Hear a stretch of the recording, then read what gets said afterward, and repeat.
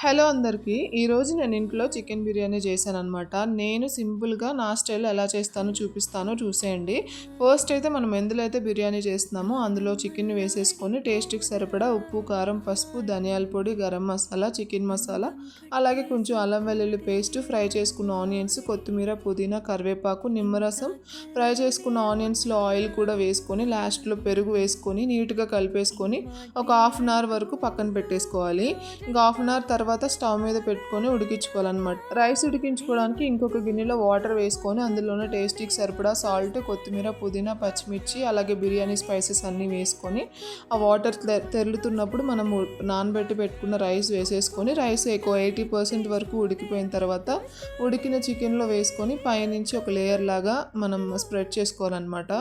పైనుంచి fried onions, కొత్తిమీర, కావాలంటే కొంచెం నెయ్యి కూడా వేసుకొని మూత పెట్టేసుకొని ఒక 10 to 15 మినిట్స్ వరకు లో ఫ్లేమ్లో కుక్ చేసుకోవాలి. అంతే అన్నమాట. మనకి ఇంకా బిర్యానీ అయితే రెడీ అయిపోయినట్టే. చికెన్ మ్యారినేషన్ టైం తీసి పక్కన పెడితే గట్టిగా మనకు ఒక 30 మినిట్స్లో రెడీ అయిపోతుంది. మీరు కానీ బిర్యానీ లవర్స్ అయితే ఈ రెసిపీ మీకు చాలా బాగా నచ్చుతుంది. ఈ వీకెండ్కి ఒక్కసారి బిర్యానీ ఇలా ట్రై చేసి చూడండి.